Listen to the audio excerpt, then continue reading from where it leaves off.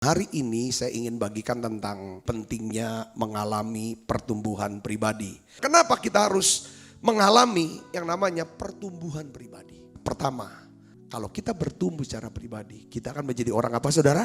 Orang yang berbahagia. Ya, Amsal 3:13 katakan begini saudaraku.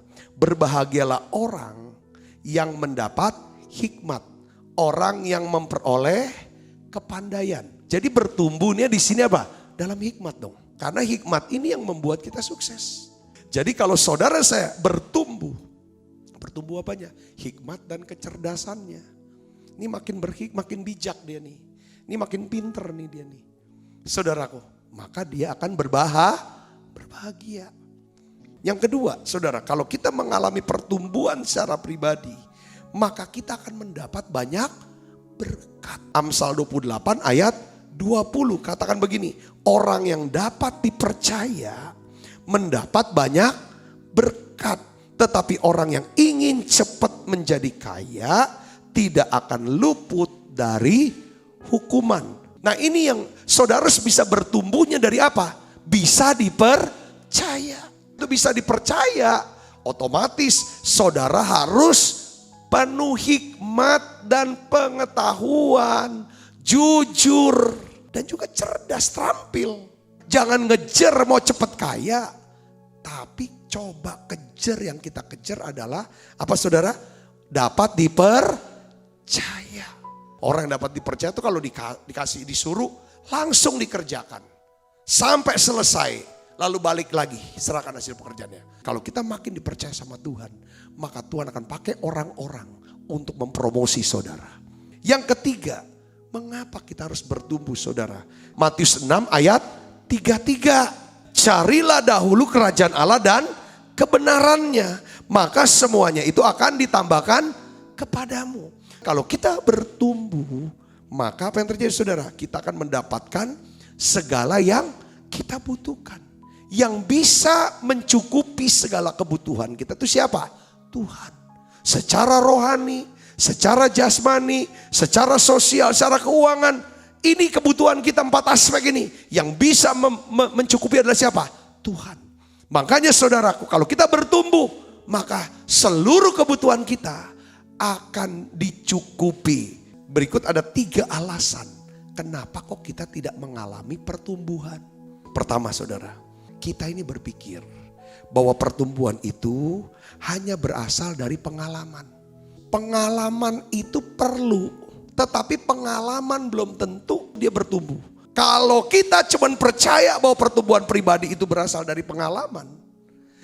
Saya kasih contoh, seperti seorang pemanah yang dia nembakin anak panahnya itu saudaraku di luar target. Kalau dia keluar dari target, dia belajar bagaimana caranya mengarahkan anak panah ke dalam target. Artinya begini, kita bisa bertumbuh dari pengalaman kita.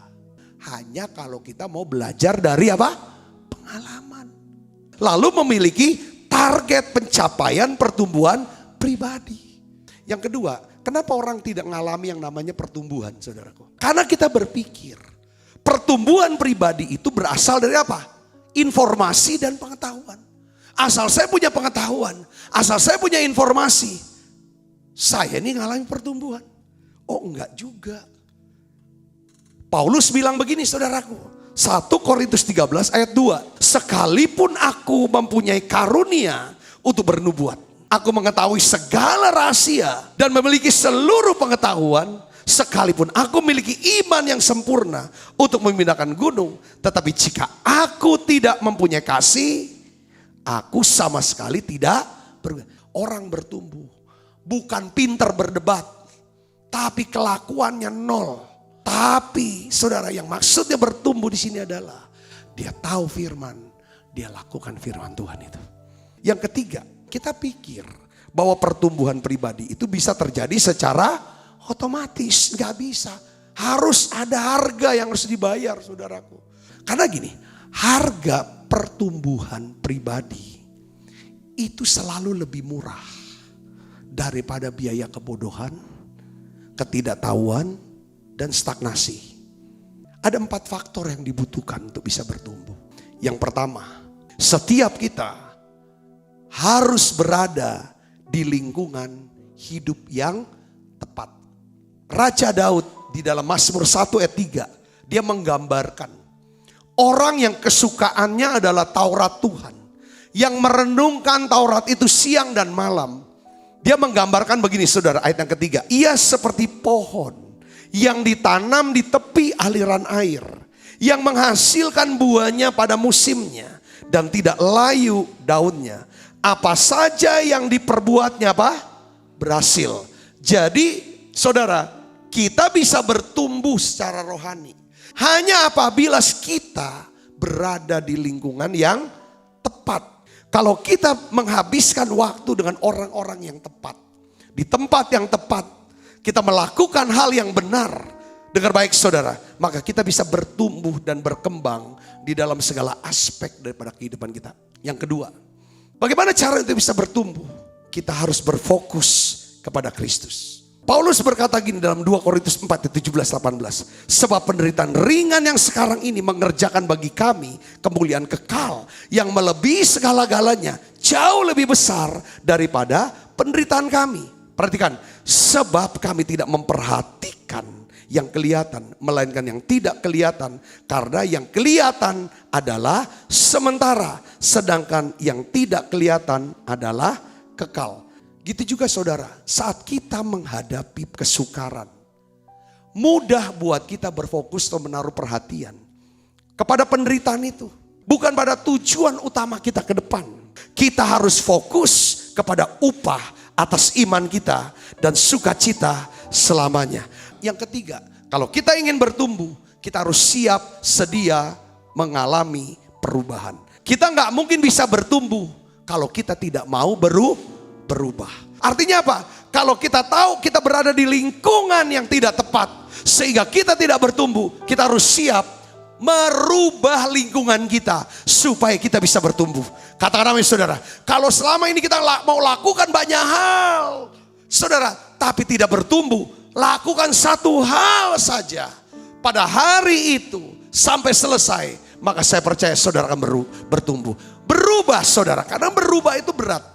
Berubah itu sulit karena kita nggak biasa dengan sesuatu yang baru. Tapi ketika saudara mau bertumbuh, saudara dan saya harus berubah. Yang keempat, saudara harus bisa menikmati perjalanan hidup Anda dengan penuh sukacita dan ucapan syukur kepada Tuhan.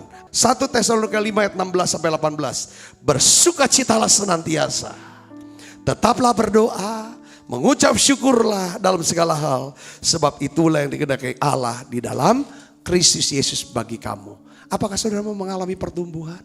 Banyak duduk diam. Tuhan, ini aku Tuhan. Aku ingin bertumbuh Tuhan secara rohani. Kalau saudara bisa bertumbuh, dengar baik, saudara akan menjadi orang yang berbahagia. Saudara akan mendapat banyak berkat. Apapun kebutuhan saudara, baik secara rohani, jasmani, sosial, dan keuangan, Tuhan akan cukupi kalau saudara mau bertumbuh.